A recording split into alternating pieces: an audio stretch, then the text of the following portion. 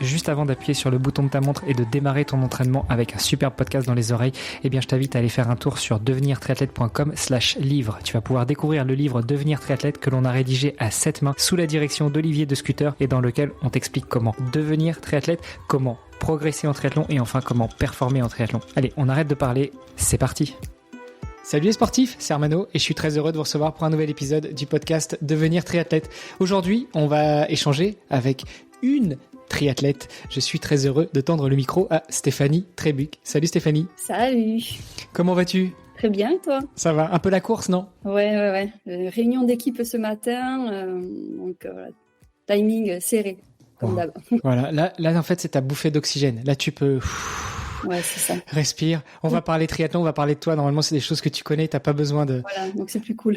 T'as pas besoin de faire de présentation ni rien. Tout va bien se passer. Ok ? Nickel. Bah écoute, Stéphanie, j'ai une première question qui est toujours la même dans ce podcast. Je demande à mes invités de se présenter. Donc, dis-nous tout. Qui est Stéphanie Trébuc ? Donc moi, c'est Stéphanie. J'ai 45 ans. J'habite dans le sud de la France, au Pays Basque exactement. Donc un superbe terrain de jeu pour faire du sport outdoor, parce qu'on a l'océan, on a les montagnes, les collines, de superbes terrains de jeu, une magnifique route pour rouler.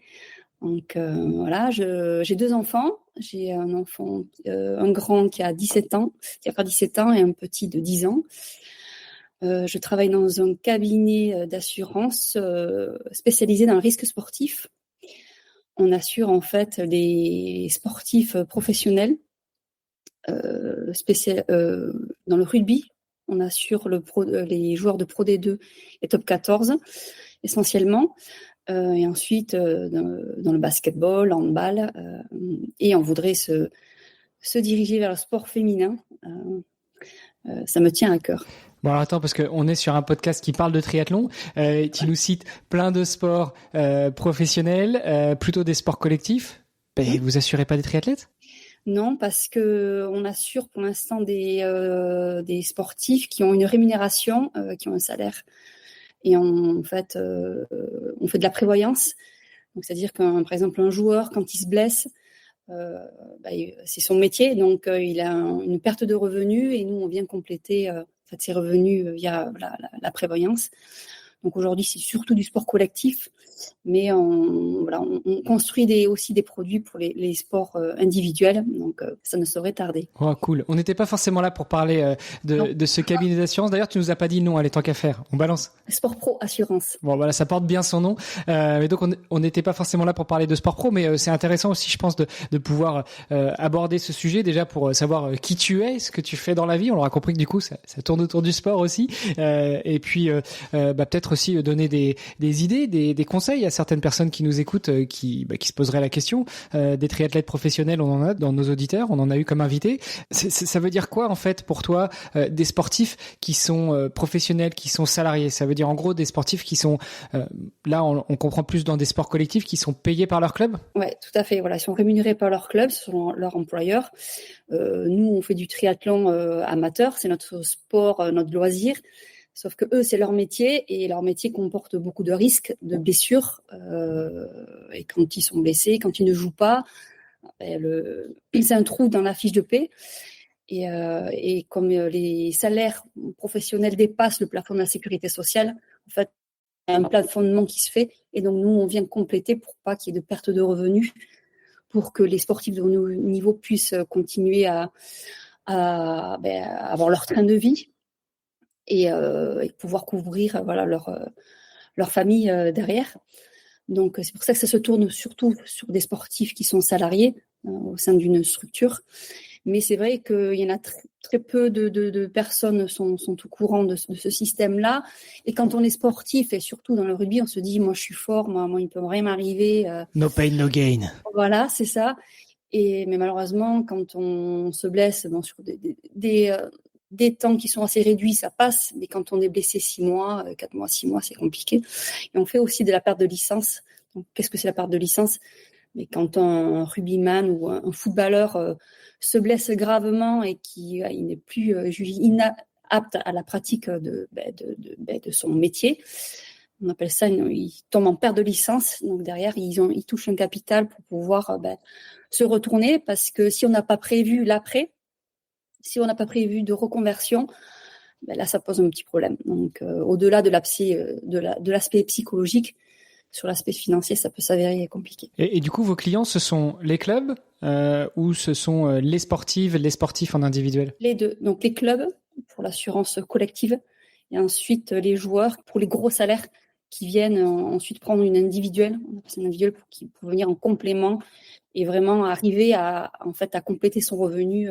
Ok, bon écoute, j'espère qu'il y a des sportifs, des triathlètes pros qui nous écoutent, ou des trailers, ou des coureurs, ou des cyclistes, et puis qui se posent la question. Du coup, on les renvoie vers les notes de l'épisode où je mettrai tous les contacts pour pouvoir, alors tous les contacts vers tes réseaux sociaux pour pouvoir échanger avec toi. Ça marche? Yes. Merci beaucoup.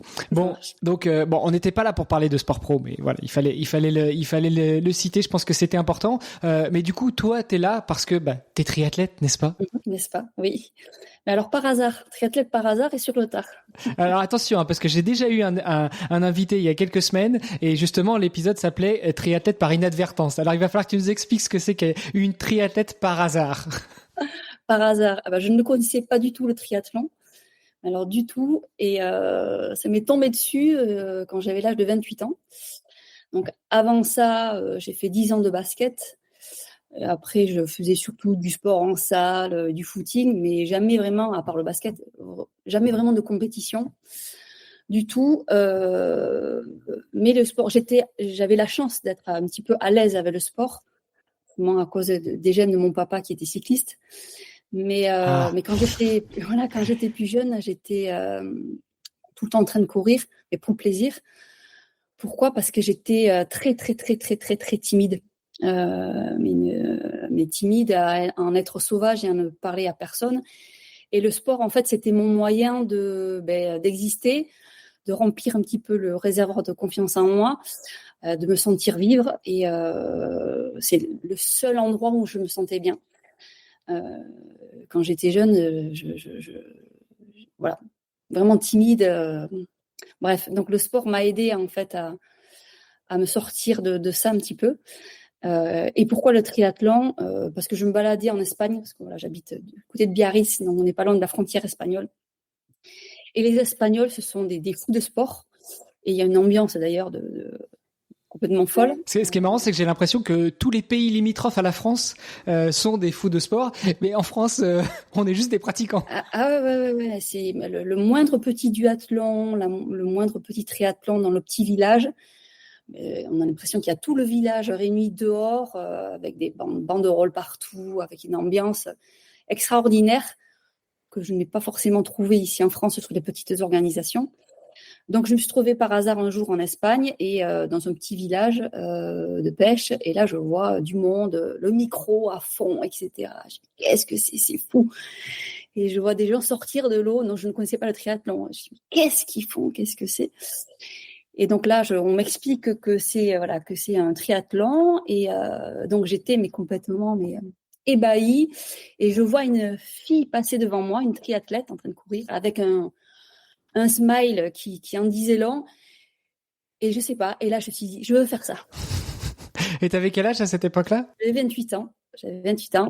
Je veux faire ça, sauf que au détail près que je ne savais pas du tout nager, que je ne faisais pas de vélo et que je savais juste courir. Bon, c'est qu'un détail, tout ça. Un détail. Donc là, je sais pas pourquoi. Voilà, je sais pas comment t'expliquer. Un gros déclic. Pourquoi? Mais peut-être parce que c'est un enchaînement de 3 disciplines et que je suis quelqu'un qui s'ennuie facilement. Faire que courir. J'ai fait juste un marathon dans ma vie et je trouve ça ennuyeux. Donc voilà, je me suis lancé ce grand défi. Et là, je n'ai pas voulu m'inscrire directement dans un club de triathlon parce que je me suis dit ça va être la grosse honte. Et je croisais un pote qui m'a dit je connais un entraîneur de natation, il va t'entraîner à nager. Je voulais juste au moins savoir faire de brasse, faire 50 mètres avant de me dire allez, je vais dans un club de triathlon et apprendre à faire le reste. Et donc ce jour vient et l'entraîneur me jette à l'eau et me dit allez, vas-y, montre-moi ce que tu sais faire. Et dans ma tête, je me suis dit, mais attends, il n'est pas prêt parce que moi, je ne sais rien faire en fait. Je ne sais vraiment pas nager. Et donc là, je fais 3 mouvements de je ne sais quoi. Et là, il me dit, ah ouais, c'est pas gagné. Et là, j'étais vexée comme un pou. Et je me suis dit, en fait, je vais apprendre toute seule, je ne vais pas apprendre avec toi. Il m'a démoralisée. Moi, j'ai besoin d'être tirée vers le haut. Moi, tout ce qui est un peu négatif, je le suis. Et donc là, me voilà regarder des vidéos, comment nager, comment En fait, il t'a respirer. pas tellement démoralisé. Au contraire, il t'a donné la niaque. Il t'a fait réagir, quoi. Ouais, oui. Oui, non, je ne vais pas rester sur, voilà. Et puis, je suis une autodidacte pour tout. J'ai monté mon entreprise, j'ai tout aussi en parallèle. J'ai une société de My Office Manager, de sous-traitance administrative. Et je mets à disposition des assistantes pour des entrepreneurs qui n'ont pas la possibilité d'embaucher une assistante ou qui n'a pas besoin d'une assistante à temps plein. Bon, bref. Donc, j'ai fait mon site internet toute seule. Enfin, je suis autodidacte pour tout. Donc, c'est pour ça que j'ai appris aussi à nager toute seule en regardant des vidéos. Donc là, avec masque, tuba, la totale, etc. Et au bout de quelques semaines, je me suis dit, allez, c'est bon, t'es pas trop ridicule. T'arrives à faire 100 mètres toute seule. Donc, je me suis inscrite dans un club de triathlon ici, local, au BO, au Biarritz Olympique. Et c'est là que j'ai démarré. Et là, c'est dans mon tempérament que quand je commence quelque chose, je le fais à fond. Donc, très sérieuse aux entraînements. Sauf que je suis tombée enceinte 1 an après. Donc, on arrête tout. J'ai pas vraiment, en plus, quand je suis tombée enceinte, donc après j'ai repris rapidement, mais quand tu es maman, tu peux pas, j'étais seule la semaine, donc je pouvais pas faire les entraînements du club, donc toute seule. Donc, et j'avais un boulot à côté qui me prenait énormément de temps. Donc ça veut dire que je m'entraînais sur ma pause déjeuner et le soir dans le garage, quand le petit était au lit, avec la frontale. Sur le home trainer, faisait enchaînement home trainer, enfin une folle dingue. Attends, mais t'étais enceinte, mais ça veut dire qu'il y avait un mari dans l'histoire. Donc, Oui, mais la semaine, j'étais seule, donc que sur les pauses déjeuner et tard le soir quand le petit était au dodo. Et voilà, après j'ai fait beaucoup de courses locales, à petit niveau. Et après la naissance de mon deuxième enfant, donc j'ai fait toujours du triathlon, mais sur du temps pas beaucoup disponible. Et quand, après la naissance de mon deuxième enfant, j'ai décidé de prolonger mon congé maternité. Donc là, je me suis dit, là, j'ai du temps, donc je vais me prendre un coach pour une fois et on va y aller à bloc. Donc, mon deuxième, je l'ai eu en 2013. Et quand j'ai pris mon coach, il m'a dit, c'est quoi ton objectif ? En fait, c'est la première fois qu'on me fixait des objectifs, à part de faire en temps de temps mon premier triathlon.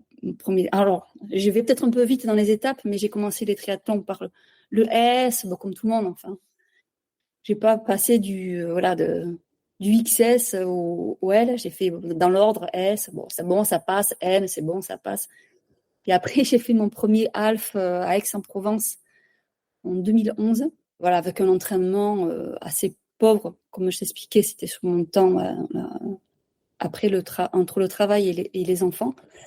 Donc là, mon premier half, je le termine à Aix-en-Provence en 5h45. Bon, voilà, très contente.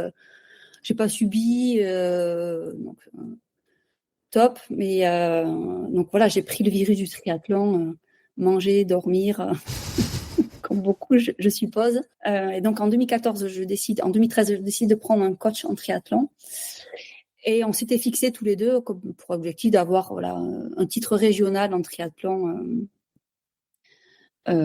sur cette année-là. Et donc, objectif réussi le jour de mon anniversaire en 2014. Donc, sur quelle distance là c'était ? Là, c'était une distance M. Ok, donc distance olympique. Donc là, c'était super heureuse et super fière de moi parce que je venais de loin. Les parents qui sont venus me voir, qui n'ont jamais dit vraiment qu'ils étaient fiers de moi, qui étaient comme des oufs.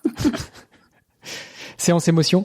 Ouais, voilà, vraiment. Et puis bon, l'entraînement, je l'ai suivi à la lettre. S'il y avait 5 minutes de récup, j'en faisais 5, j'en faisais pas 6. Enfin, j'ai suivi, mais parce que voilà, j'avais la chance d'avoir le temps parce que j'étais en congé, la fin de mon congé maternité. Donc, j'ai pris rapidement après la naissance de mon deuxième. Puis là, quand même, ça fait 2 ans où je n'en fais plus trop parce qu'on pris par le boulot. Mais le triathlon, c'est cyclique, je pense. Je sais pas si tu as eu d'autres auditeurs comme ça. Mais c'est bouffeur, voilà, d'énergie et de, voilà, quand on le fait vraiment à fond, on a conscience aussi du temps et de l'énergie que ça demande. Donc, j'aime pas me lancer dans quelque chose tout en sachant que je pourrais pas suivre les plans d'entraînement, tout en sachant que ça va être compliqué au niveau de l'organisation à mettre en place. Et puis, j'ai fait tellement de compétitions qu'à un moment donné, bon, voilà, j'ai 45 ans. Aujourd'hui, ce qui me plaît dans le triathlon, c'est plutôt le fait de passer d'avoir 3 disciplines et de pas être dans cette routine sportive, en fait. Donc, tu nous disais 2013, tu prends un coach et qui t'emmène à cette victoire au niveau régional en distance M. Après, t'as baissé un peu le niveau ou ça a été progressif? Enfin, qu'est-ce qui a fait qu'est-ce que t'as fait en fait, en gros, depuis 2014? Après 2014, je me suis mis surtout à faire de la distance L. Donc, j'ai jamais fait du XL. Hein. Pourquoi ? Parce que je sais que ça demande encore plus de temps et que je vais pas, à part me mettre chez Pôle Emploi et vendre mes enfants. Des fois, on peut les louer, tu sais, à des gens qui peuvent pas en avoir. Ou alors... mais bon, j'ai 2 garçons. Donc, je suis restée que sur la distance L. Parce que je sais que c'est une distance où je peux m'éclater et que je vais pas subir. La distance XL, je sais que c'est un autre monde. Donc, j'ai jamais pour l'instant voulu y aller. Donc, j'ai continué à faire des distances L, à faire de Portugal, faire sur le circuit Ironman, enfin Alpha Ironman. Donc, à m'améliorer toujours sur mes temps. Je disais qu'à Aix-en-Provence, j'avais mis 5h45 et mon meilleur temps après sur un L plat roulant, j'ai mis 4h58, je crois, mon meilleur temps. Ça va, déjà une belle progression quand même, 45 minutes. Ouais, voilà. Donc, super, super contente. Et après, je me suis dirigée beaucoup vers le vélo, en fait. Vers le vélo, parce que je suis aussi dans une association de vélo pour promouvoir le cyclisme féminin, enfin la mixité dans le cyclisme. Donc là, depuis 2020, on participe aux étapes du Tour J-1, en fait, avec l'association Donnons des ailes au vélo. On participe ici dans les Pyrénées aux étapes du Tour masculin. On fait la veille, en fait, du passage du Tour masculin. Donc beaucoup de vélos, en fait, depuis en marge du triathlon. Et ton point d'orgue, donc c'était ton meilleur temps sur Alf, 4h58. Ça te place comment en termes de classement, que ce soit au général ou dans ta catégorie ? En catégorie, je fais 3e. Ça va, en toute modestie, il faut creuser quand même pour que tu nous donnes les infos. Et du coup, ça t'a pas motivé à aller encore plus loin ? Alors plus loin, pas forcément sur les distances, pas monter sur du XL, mais aller plus loin dans la démarche, aller sur d'autres compétitions, même si t'en fais moins dans l'année, mais de manière plus ciblée. Alors le problème, c'est que je me suis vraiment beaucoup entraînée très sérieusement pour atteindre ce niveau-là en parallèle. Parce que quand j'ai fait 4h58, j'avais quand même repris le travail depuis. Hein. J'avais un travail à côté qui me prenait beaucoup de temps et toujours des enfants. Donc, mon timing est, comme je disais, était très, très timé comme aujourd'hui là pour l'enregistrement de ce podcast. Où en fait, faut déposer l'enfant à telle heure. Là, je boulot. Donc là, je dois placer 2 heures de vélo. Donc là, je vais faire que du home trainer. C'est stressant. Tu vois ce que je veux dire? Et donc, je sais que pour atteindre ce petit niveau, hein, c'est pas non plus du niveau, c'est un niveau correct, mais bref. Et je sais que ça va me demander beaucoup de stress entre guillemets, même si aussi il y a un stress où il y a une excitation parce qu'on sait qu'on arrive à faire tomber les chronos, etc. Mais à un moment donné, on arrive dans un cercle vicieux aussi. Voilà, je cours en fait derrière un chrono, quoi, à essayer toujours à faire descendre ce chrono. Donc j'ai conscience de tout ce qu'il faut mettre en œuvre. Et j'aime pas mettre tout. Voilà, j'avais ma carrière aussi professionnelle aussi en parallèle, et je voulais que ce soit quand même prioritaire. Enfin, la priorité c'est la famille évidemment, mais aussi j'ai ma carrière professionnelle. Je sais que je peux pas tout faire en même temps, donc je vais dire. Non, mais c'est intéressant parce que tu vois, tu as cette lucidité que tu partages. C'est vrai qu'on a souvent affaire à des triathlètes et en particulier masculins qui te disent bah ouais, moi je peux tout gérer, le boulot, le sport et la famille, les enfants, tout Ouais, ça. C'est pas que une idée reçue que beaucoup de triathlètes qui performent finissent au passage par y laisser des plumes au niveau de la famille, quoi. à vouloir être partout, à un moment donné, on finit par être nulle part. Donc, et comme j'aime faire bien les choses, je préfère me dire, ben non, là, voilà, tu as atteint un bon niveau à ce moment-là. Là, la priorité, voilà, c'est le boulot. Pourquoi pas, voilà, moi, là, cette année, j'ai pas fait de triathlon cette année. Je suis plutôt sur des épreuves cyclistes longue distance. Mais le fait de nager me manque, le fait d'enchaîner, etc., me manque. Donc, je sais que je vais faire du triathlon sans vouloir vraiment de faire de compétition, mais je sais que je vais y revenir parce que c'est un peu viscéral et que cette adrénaline-là me manque. Mais en même temps, comme j'aime pas trop, quand je prenais le départ d'une course, c'était pour faire un top 3, un top 5, un top 10 en fonction de, voilà. Et y aller sur une compétition en sachant que voilà, j'ai quand même mon ego, sachant que je vais être aux fraises, je me dis voilà, c'est compliqué psychologiquement aussi. Donc c'est pour ça qu'il y a un temps pour tout, et je sais que quand je vais pouvoir me remettre à fond, à m'y remettre vraiment dedans. Et puis j'ai une blessure aussi au genou, aussi, j'ai oublié de dire, en 2018, qui pendant un an j'ai dû couper, j'ai eu le ménisque fissuré en 2018, une opération qui s'est pas très bien passée non plus. Donc là j'ai dû réapprendre à marcher tout court. Donc, c'était aussi compliqué. Ça calme aussi. Ça calme aussi, mais quand j'y repense, sur un tapis de course, et j'ai dû apprendre. J'étais à 4 km à l'heure chez le kiné. Il m'a dit bon, allez, on va monter à 5, à 6. Donc, c'était très compliqué. Mais voilà, c'est en fait toute une question d'organisation et de temps. Je me suis dit, on va reprendre la course à pied, on va courir 10 minutes, puis 20 minutes, et puis après, on va faire 2 séances, et puis après 3 séances. Mais le tout, c'est de la régularité, en fait. Quand on est régulier dans tout ce qu'on fait, voilà, on perd un petit peu, mais on revient vite. On arrive quand même vite à revenir, même si on s'est blessé. Je veux dire, il y a aussi une mémoire, la mémoire du corps, la mémoire aussi qui nous rappelle, qui fait qu'on arrive à revenir assez vite. Après, je ne sais pas si j'ai cette chance-là, mais comme à côté, j'ai toujours une hygiène de vie depuis petite, grâce à mes parents, où jamais fumé. Bon, je sors un petit peu, mais voilà, mais vraiment très très limité.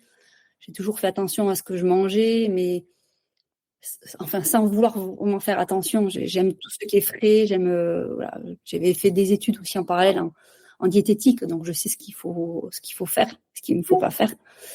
Donc c'est vrai que tout ça mis à bout fait que j'ai de la chance que sportivement j'arrive vite à faire un petit niveau. Tu parlais de la blessure et le fait que du coup ça t'est obligé à réapprendre à marcher puis à courir. J'ai eu l'occasion d'échanger avec Édouard Boulanger que j'avais déjà reçu au tout début du podcast. Édouard Boulanger qui est l'ancien copilote de Stéphane Peterhansel en rallye raid, qui est maintenant le copilote de Nasser Al-Attiyah, donc ceux qui dominent le circuit et qui à ses heures perdues, Édouard est triathlète. Il fait des Ironman. Voilà.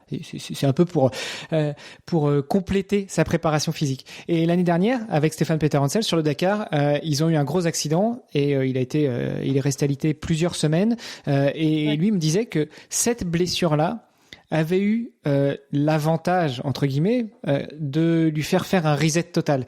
Le fait de devoir réapprendre à marcher, le fait de devoir réapprendre à faire certains gestes, ça te fait faire un reset, même au niveau du cerveau, et donc ça te permet de réapprendre les bons gestes, entre guillemets, beaucoup plus adaptés à ton sport. Est-ce que toi, c'est cette sensation que tu as eue là, et depuis, est-ce que tu as l'impression de mieux courir, d'être plus légère, d'être plus économe, d'être plus efficace? Alors peut-être inconsciemment, parce que c'est vrai que quand j'ai réappris à marcher avec le kiné, il m'avait donné des tips entre guillemets, le regard, là, tu le positionnes là, le pied, tu l'as comme ça. Il avait analysé déjà ma foulée, chose que je n'avais jamais faite avant.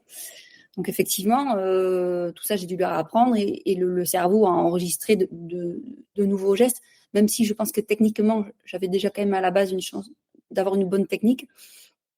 Mais ouais, sûrement. Mais moi, ça m'a donné la niaque parce que je me suis dit, waouh, c'est vrai que les pauvres personnes qui n'ont pas la chance d'avoir cette forme physique que nous avons, les valides, etc., quand tu as un pépin physique, et que tu sais que c'est juste temporaire et que c'est pas c'est pas c'est rien, c'est juste un ménisque, c'est pas un grave accident, c'est pas tu n'es pas en fauteuil roulant, tu dis c'est rien, c'est juste de la patience et ça te donne de la niaque pour vite revenir quoi. Mais du coup, ça t'a donné de la niaque, mais pas pour te remettre dans le circuit des compétitions en triathlon. Ça t'a fait faire un peu un pas de côté. Si en 2018, si j'ai repris le triathlon, que du long, le S c'est trop violent pour moi, je sais pas voilà, puis bon, j'ai 45 ans, quoi. Ouais, bah 2018, t'en avais pas 45, mais t'en avais 40. Ouais. Non, c'est sûr. Mais bon, quitte à y être, voilà, on profite un maximum et la distance, elle, me correspondait bien parce que comme j'ai appris à nager, bon, tu te doutes bien que je suis pas, voilà, une fusée en natation, que je me débrouille, mais bon, ça reste quand même très moyen et que tout ce que je rattrapais, c'était, voilà, surtout à vélo, voilà, je rattrapais beaucoup de filles et après en course à pied. Donc, vaut mieux que ce soit long.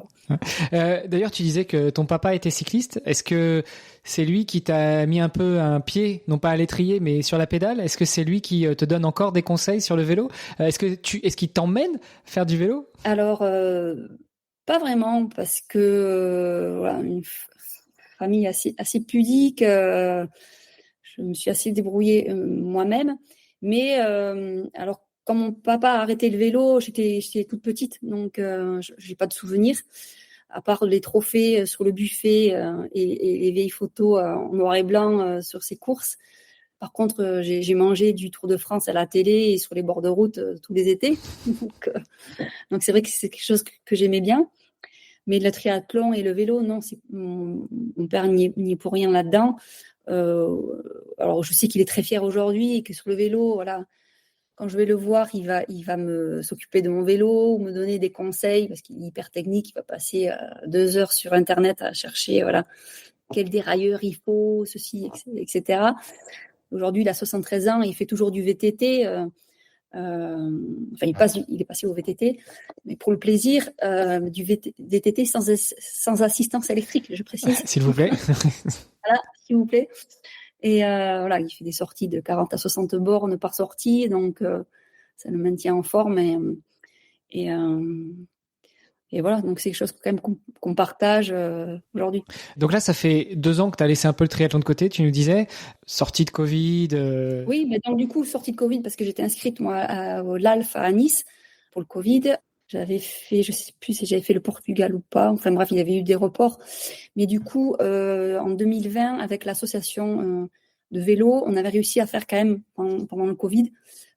Après, c'était en mois d'août. On avait réussi à faire le J-1 pendant cette période-là. Et j'avais appris en fait à faire du sport autre que la compétition, parce que c'était pas une compétition, c'était un partage avec des filles qui découvraient complètement le vélo et qui se sont cognées des étapes de 180 bornes avec 3 cols dans les Pyrénées. Donc là, c'est respect. Et c'était un partage exceptionnel qui m'ont fourni des émotions autres que le triathlon. Parce que donc j'ai eu des émotions via le triathlon, mais là, c'est dans le cadre de la compétition, on partage moins, non, parce que tu es quand même seul sur ton vélo. Tu vas pas discuter avec ça va, tu vois.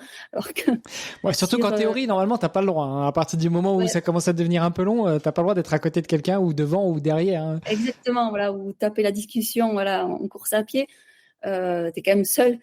Donc, j'ai appris en fait à découvrir aussi le vélo, le sport.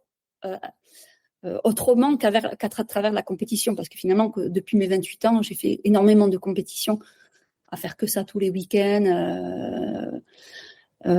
Donc là, et d'ailleurs, quand je me suis engagée dans cette aventure-là, je me suis dit, ça va pas me plaire. Ça va pas me plaire parce qu'il n'y a pas de Il n'y a pas de carotte, il n'y a pas de compétition. Il n'y a pas de compétition. Et en fait, non, pas du tout. C'était révélateur. J'ai adoré ce partage entre nanas qui découvraient le vélo, qui sont sorties de leur zone de confort. C'était ouf. C'était ouf. Donc là, ouais, ça m'a un peu cassé les pattes pour le triathlon, à vrai dire. J'ai refait des triathlons en 2021 ou 22, je crois. Ouais, 2022. Donc là, l'année dernière, comme j'ai changé de boulot, enfin, il y avait d'autres projets professionnels, donc voilà, je me suis mis à fond là-dedans. Mais voilà, le triathlon me manque à nouveau, donc je dis c'est cyclique. Donc ça va revenir. Ça va revenir. Et justement, tu vas revenir comment? Par la petite porte, par DS, DM ou direct duel? Oui, direct duel. Ouais, parce que maintenant je me connais. Je sais que j'ai de l'endurance. Le genou tient bien maintenant. Il y a juste quelques réglages au niveau de l'alimentation à faire sur le L.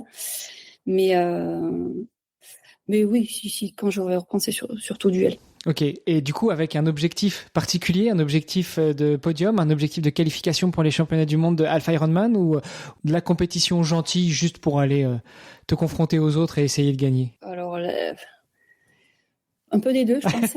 Un peu des deux. Un peu des deux, mais si je fais du half sur le circuit Ironman, ce sera pour une qualification, oui, pour les championnats du monde, parce que je suis passée au Portugal à ça, parce qu'il n'y avait qu'un slot, malheureusement, dans ma catégorie d'âge. Ah oui, quand tu fais troisième? Voilà, je crois que je fais 3 ou 4, je sais plus, mais en plus, pour un truc bête, j'ai foiré ma course à pied pour un truc de débutant, vraiment un truc de débutant. La veille, j'achète des nouvelles chaussettes. Alors Stéphanie, tu me feras penser, il faut que je t'envoie un livre qu'on a coécrit avec Olivier et d'autres.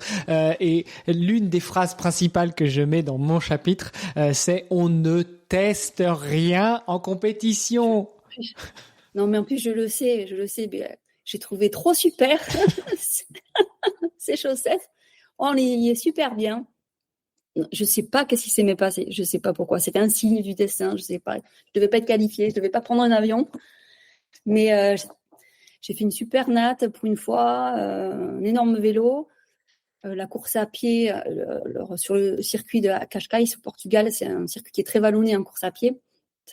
Qui est très, très vallonné. Et je pars. Bon, j'ai la chance aussi en course à pied de rien sentir musculairement après le vélo. Et je pars sur de très bonnes bases. Je crois que j'étais en K12 au kilo. Je dis, waouh, c'est trop bien. Je vais aller chercher ce slot. C'est déjà pas mal, 4-12 au kilo, hein, surtout quand tu pars pour un SMI. Hein. Et au 5e, je sens que il faisait très chaud. Je sens que ça chauffe sous la plante du pied. Je dis, bon, il fait chaud, c'est rien. Et puis ça allait, mais une brûlure, mais une brûlure sur le pied atroce qui fait que je voyais mon chrono qui chutait comme ça, tac. Et il me tardait qu'une chose, et je ne pensais même plus à mon chrono, hein, d'ailleurs. Il me tardait qu'une chose, c'était d'enlever cette chaussure et cette chaussette.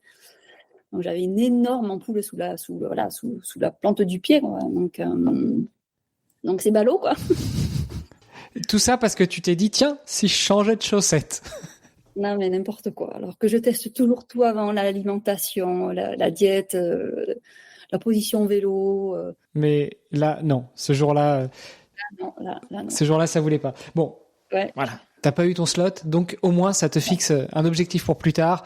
Aller obtenir ce slot. Pourquoi pas. Après, je sais que si t'es qualifié, voilà, que c'est du budget, c'est encore de l'argent, c'est encore du temps, etc.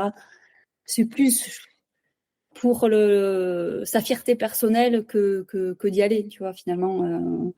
Mais après, je me dis, dans une vie de triathlète, peut-être quand même, c'est quelque chose à vivre à un moment donné. Ouais, c'est quand même quelque chose à faire. Alors après, souvent, on te dit que le Graal d'un triathlète, c'est d'aller à Hawaï, mais ça, c'est quand t'es sur le XL.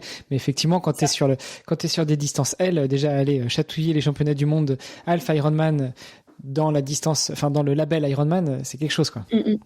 Ouais. Donc pourquoi pas. Bon, mais l'avantage, c'est que du coup, même si t'as laissé un petit peu le triathlon de côté, bah, tu as continué à beaucoup travailler le vélo. Donc, ça te donne de la caisse, de l'endurance, de la puissance. Non, mais je cours quand même, à côté. Il n'y a que la natation que je n'ai pas repris parce que voilà, je ne fais pas de compétition. J'ai toujours couru depuis que je suis petite pour le plaisir. Donc, et puis aussi en parallèle, j'ai fait aussi des années. J'ai été inscrite aussi dans un club d'athlétisme où j'ai fait des crosses aussi en parallèle. Il y avait le triathlon, mais il n'y avait pas que. Il y avait le cyclisme, le cross, l'athlétisme, et tout ça à côté, quoi. Ouais, il y avait déjà quand même pas mal de trucs. Oui, voilà. Ok.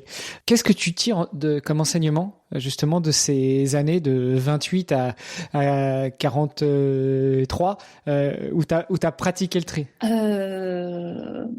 Que tout est possible, hein, je crois que c'est le slogan d'Ironman, ou rien n'est impossible, je ne sais plus. Mais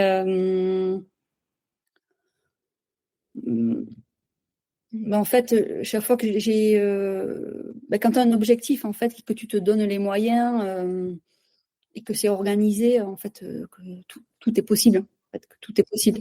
À moins d'avoir vraiment un pépin physique ou un boulot qui ne te permette pas qui te donne aucun temps libre à côté. Moi, ça m'a permis comme je te disais, que j'étais très timide, mais voilà, quand j'étais très jeune. Mais moi, ça m'a permis aussi de me sentir vivante, d'exister aussi à travers le sport en parallèle du monde professionnel. J'ai quand même beaucoup appris sur moi, hein. Je ne pensais pas, quand j'ai découvert le triathlon, que je ne savais ni nager ni pédaler. Je ne savais pas. Déjà, je voyais le S comme quelque chose d'incroyable.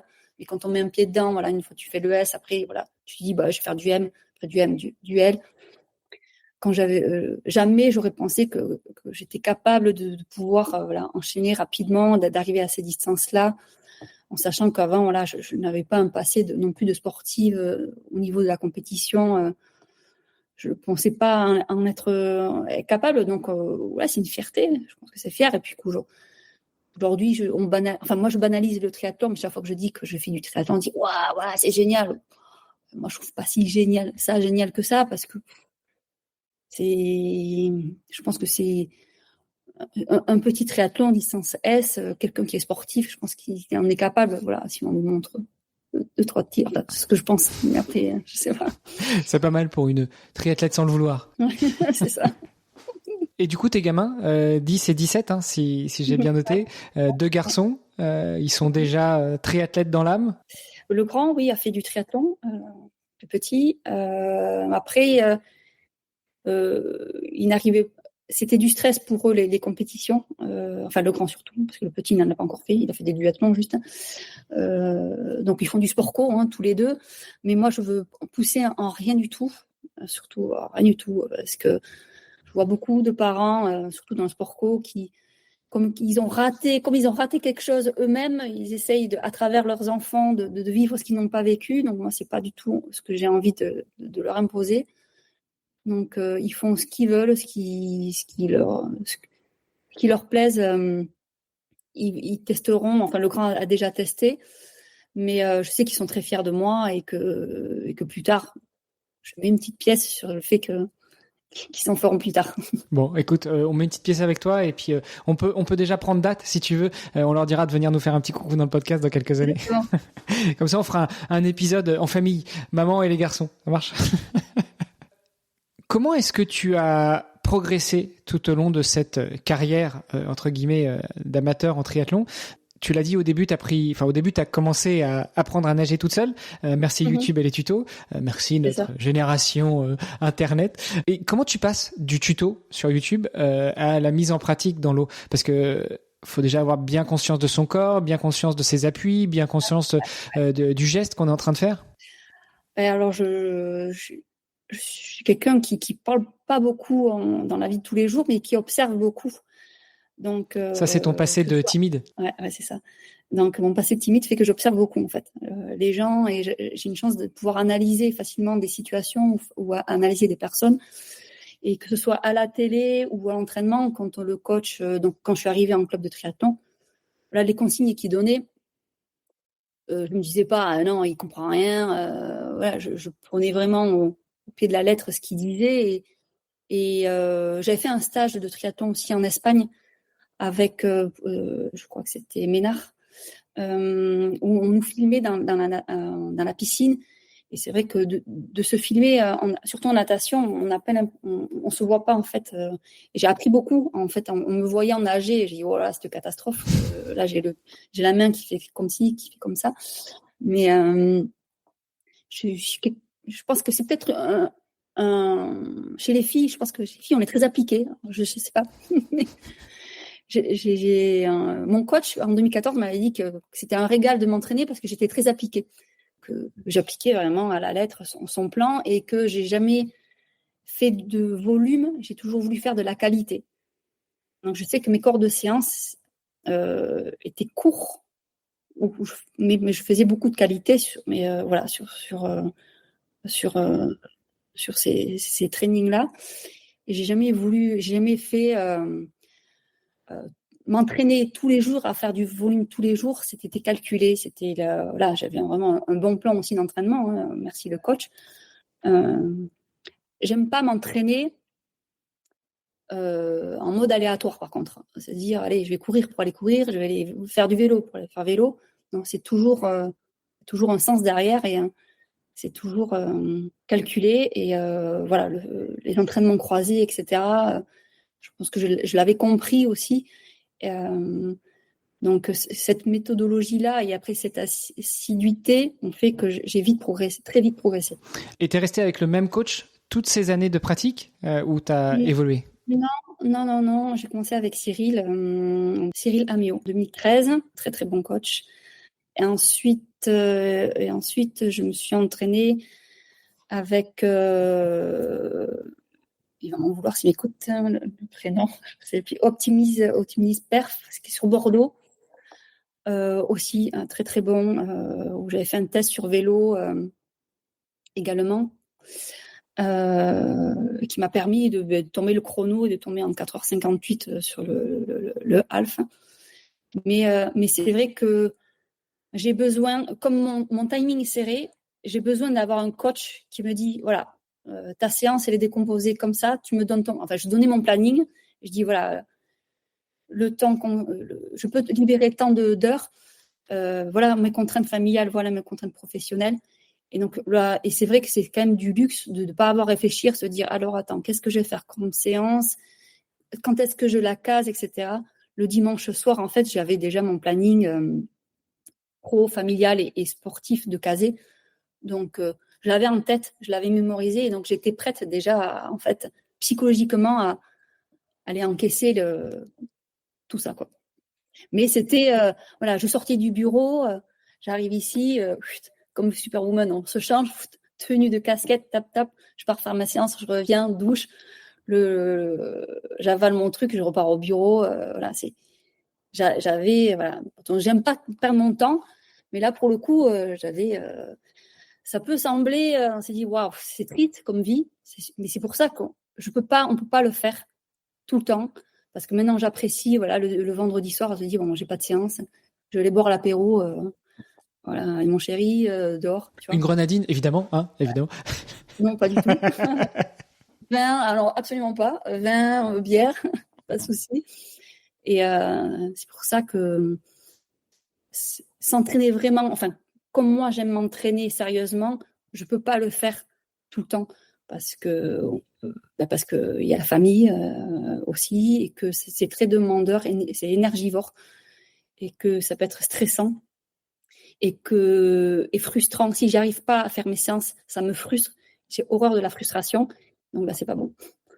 Donc, je préfère ne pas faire.